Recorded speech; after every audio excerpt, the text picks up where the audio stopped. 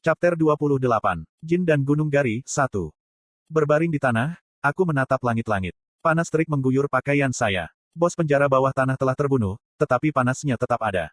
Bosan, aku memiringkan kepalaku ke samping. Tim Chae Na-yun sedang berbicara agak jauh. Mereka menawarkan saya untuk bergabung dengan mereka tetapi saya menolak.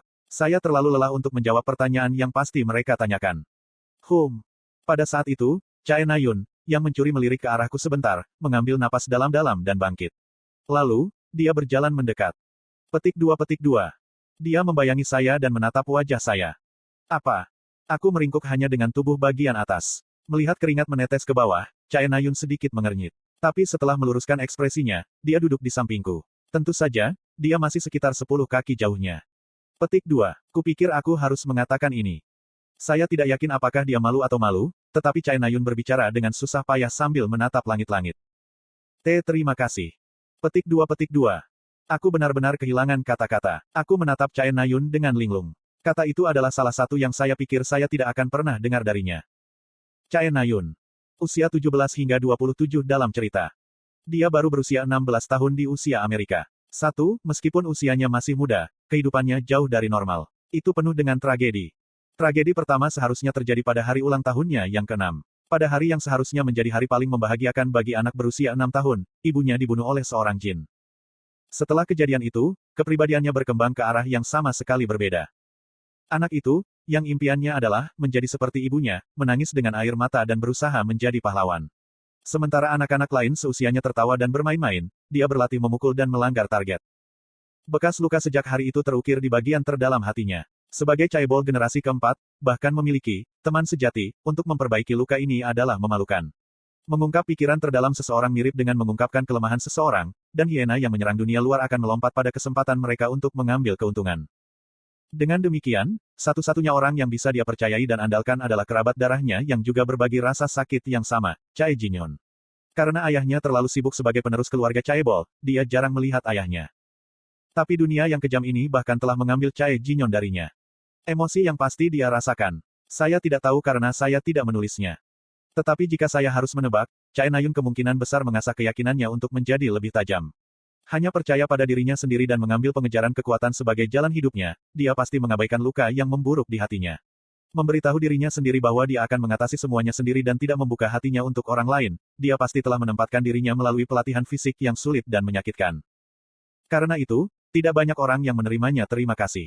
Saya tahu ini lebih baik daripada siapapun, bahkan Chae Na-yun sendiri, karena saya adalah orang yang dengan sengaja menulis, maaf, daripada, terima kasih. Tapi barusan, dia mengatakan, terima kasih. Itu adalah pujian terbesar yang bisa diberikannya. Tetapi pada saat yang sama, tujuan yang harus saya capai mempererat hati saya. Saya harus membunuh orang yang paling dia cintai dan hormati. Saya harus membuatnya mengalami perasaan kehilangan keluarganya sekali lagi. Ngomong-ngomong. Suara Chae Na-yun memotong pikiranku. Dia memukul bibirnya seolah-olah dia memiliki sesuatu untuk dikatakan, tetapi tidak ada kata yang keluar dari mulutnya. Apa? Saya mendesaknya dengan frustrasi. Chae Na-yun menambahkan hanya satu kalimat dengan mata masih menatap langit-langit. Petik 2. Kenapa kamu tidak melawan? Apa yang kamu? Oh. Petik 2.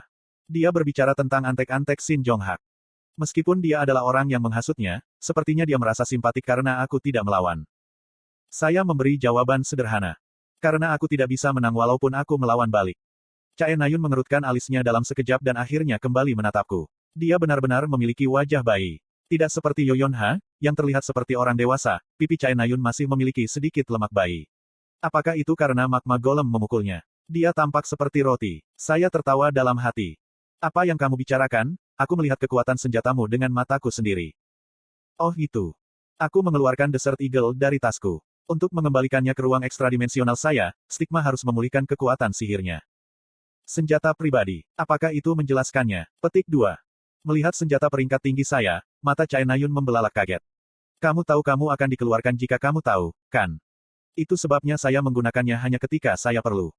Chae Na-yun menutup mulutnya. Kemudian, dia menggosok dagunya seolah sedang memikirkan sesuatu. Saya tidak tahu apa yang dipikirkan gadis ini. Tapi aku menunggu karena sepertinya dia sedang mencari jawaban. Setelah sekitar 3 menit, Chae Na-yun akhirnya menyuarakan pikirannya. Hal-hal masih belum bertambah sepenuhnya. Tunggu, hadiah Anda. Kamu memiliki hadiah yang memperkuat senjata. Petik 2. Aku menahan diri agar tidak tertawa. Sebagai catatan, Hadiah dan pencerahan adalah dua hal yang berbeda. Bahkan sebelum seseorang tercerahkan, hadiah dapat diamati dan dikembangkan melalui pengalaman dan kerja keras. Kamu bisa memikirkan apa yang kamu inginkan. Saya menidurinya dengan mengangkat bahu. Itu adalah kesalahpahaman yang tidak perlu saya koreksi. Chae Nayun tampaknya menyimpulkan dugaannya sebagai kebenaran, saat dia mengangguk dengan wajah bangga. Huhu, aku tahu itu. Oh, saya akan membiarkan Anda lolos karena menggunakan senjata pribadi Anda. Jangan gunakan lagi. Petik 2. Chae Nayun bangkit dan membersihkan pantatnya. Sebelum berjalan pergi, dia berhenti dan menoleh ke arahku. Ngomong-ngomong. Apa? Dengan punggungnya masih menunjuk ke arahku, dia bertanya dengan suara yang jauh lebih rendah dari sebelumnya. Petik 2. Apakah kamu tidak punya sesuatu untuk dikatakan kepada saya? Petik 2.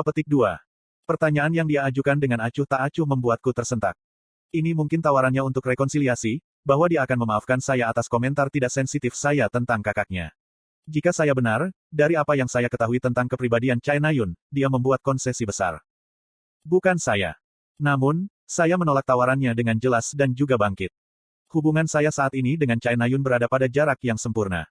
Dingin, namun tidak beku. Saya menyebutnya hubungan, tetangga yang tidak nyaman. Apapun yang lebih dari itu akan terlalu membebani saya. Saya melihat. Dengan itu, Chae Nayun pergi. Ketika saya melihatnya pergi, mata saya bertemu Sven. Dia tidak menghindari mataku. Dia memiringkan kepalanya sambil menatapku dengan mata tanpa emosi. Urutan tindakan ini membuatku merinding. Peringatan darurat. Semua taruna harus segera meninggalkan ruang bawah tanah. Sekali lagi, semua taruna harus segera meninggalkan Dungeon. Sebuah suara terdengar dari langit-langit. Pengadilan Dungeon tiruan telah berakhir. Aku berbalik untuk kembali dari tempat asalku. Hah? Tetapi pada saat itu, saya menemukan orang yang dikenal. Itu adalah Yo Yonha. Meskipun yang lain mungkin hanya melihat siluet yang samar, aku bisa dengan jelas melihat Yo Yonha di kejauhan. Sepertinya dia benar-benar memanjat tembok, karena dia tertutup debu. Tapi karena semua orang baru saja mendengar, pengadilan tiruan Dungeon telah berakhir. Dengan kata lain, dia telah melalui semua masalah itu tanpa bayaran. Ark. Dengan mata terpejam, Yo Yonha mengguncang ketidakadilan. Tampaknya sidang Dungeon tiruan mengalami beberapa masalah. Masalah pertama adalah bahwa banyak dari kamera internal telah berhenti bekerja. Yang kedua adalah kesalahan sistematis. Terjadi masalah dengan distribusi orang yang bertugas memantau situasi, dan sebagai hasilnya, instruktur menemukan kamera yang rusak sudah terlambat. Masalah ketiga dan terakhir adalah bahwa monster sungguhan telah masuk tanpa izin ke Dungeon alih-alih boneka mana. Ini adalah masalah terbesar. Sebagai akibatnya, percobaan bawah tanah tiruan dibatalkan, dan nilai semua orang ditunda juga. Wow, benarkah? Seorang magma golem yang lahir alami. Petik 2. Ya, aku dengar itu peringkat menengah. Tidak mungkin. Jadi apa yang terjadi? Siapa yang membunuhnya? Petik 2. Itu Chae Nayun dan Sven. Para kadet berkumpul di luar Dungeon mengobrol dengan keras, sementara para instruktur memeriksa orang-orang untuk memastikan tidak ada korban. Petik 2. Lalu untuk apa semua masalah yang aku alami? Yo Yonha menghela nafas panjang. Dia terhuyung-huyung karena meningkatnya perasaan hampa dan lesu. Kemudian, dia menemukan Chae Nayun yang sedang berjalan di sekitar pintu masuk Dungeon. Yo Yonha memiliki banyak pertanyaan yang dia ingin Chae Nayun jawab. Nayun. Oh, Yonha, ada apa? Apakah kamu baik-baik saja? Saya mendengar magma golem. Petik 2. Setelah mengemukakan suatu topik yang dia tidak tertarik, Yo Yonha mengangkat Kim Hajin ketika Chae Nayun tampak bosan. Oh benar, kamu kenal Kim Hajin, kan? Pria yang kamu ajak selamat terakhir kami. Gelombang Kim Hajin. Petik 2. Petik 2. Reaksi Chae Nayun benar-benar berbeda dari sebelumnya. Sebelumnya, dia menggeram ketika nama Kim Hajin dibesarkan, tetapi sekarang dia tampak sangat baik berbicara tentang dia. Iya, Kim Hajin. Bagaimana dengan dia? Iya, ingat apa yang kamu katakan sebelumnya? Bahwa iya. Chae Nayun dengan ringan memotongnya. Oh itu adalah kesalahpahaman. Petik 2. Iya nih. Yo Yonha sangat tercengang sehingga dia berkata dengan sopan. Hanya beberapa hari yang lalu Anda batuk darah ketika berbicara tentang dia, dan sekarang Anda mengatakan itu adalah kesalahpahaman. Saya tidak berpikir itu salah paham sekarang. Itu benar-benar salah paham. Ya, saya tidak akan mengatakan dia seseorang yang saya ingin berteman, tetapi dia bukan orang jahat. Petik 2. Ya, benar. Chae Nayun mengangguk seolah dia puas dengan penilaiannya sendiri. Yo Yonha menatap Chae Nayun dengan bingung. Dia sangat tercengang sehingga dia ingin mencekiknya. Oh, hei, Kim Suho. Petik 2. Tiba-tiba, Chae Nayun berteriak keras. Yo Yonha merasa seperti gendang telinganya akan pecah. Aku akan bicara denganmu nanti, Yonha. Chae Nayun berlari melewati Yo Yonha dan menghilang. Dia cepat, seperti anak anjing mengejar tuannya. Yo Yonha berbalik untuk melihat siapa yang dia tunggu-tunggu. Itu adalah Kim Suho. Chae Nayun berlari ke Kim Suho, yang baru saja meninggalkan Dungeon, menamparkan punggungnya, dan berdiri di depannya seolah-olah menghalangi jalannya. Wah, itu mengejutkanku. Apakah ada yang terjadi pada tim Anda? Petik 2. Itu bukan lelucon. Saya hampir mati karena kelelahan. Petik 2. Sebagai catatan, Kim Suho memilih jalur ke-8. Aku bisa melihat itu di wajahmu. Kamu terlihat seperti kakek. Petik 2. Sangat. Yo Yonha menyaksikan interaksi penuh kasih mereka dengan minat. Dia senang melihat mereka cocok bersama. Memikirkannya sekarang, Kim Suho tampaknya menyerupai kakak lelaki Chae Nayun. Oh, Chae Nayun, ini dia. Pada saat itu, Shin Jong-hak memotong di antara mereka seolah ingin memecah mereka. Yo Yonha menghela nafas. Karena Shin Jong-hak ada di sana, Yo Yonha mulai berjalan ke arah mereka. Pada saat itu, dia menemukan seorang lelaki menatap Chae Nayun dari kejauhan. Petik 2. Ada apa dengannya? Pria itu adalah Kim Ha-jin. Tapi cara dia menonton Chae Nayun tampak aneh. Matanya tampak membawa kekhawatiran yang berat dan kesedihan yang mendalam. Yo Yonha menatap matanya yang menjijikkan sejenak. Tidak butuh waktu lama baginya untuk sampai pada suatu kesimpulan. Apa? Dia juga suka Chae Nayun. Persetan. Apa yang baik tentang tomboy seperti dia? Petik 2. Yo Yonha gemetar karena frustrasi yang muncul dari lubuk hatinya. Tetapi bahkan jika pria lain menyukai Chae Nayun, Shin Jong-hak tidak bisa. Dengan pemikiran seperti itu, dia cepat-cepat menghampiri Kim Suho, Shin Jong-hak, dan Chae Nayun. 1. Di Korea, Anda berusia 1 tahun ketika Anda dilahirkan tidak seperti di Amerika.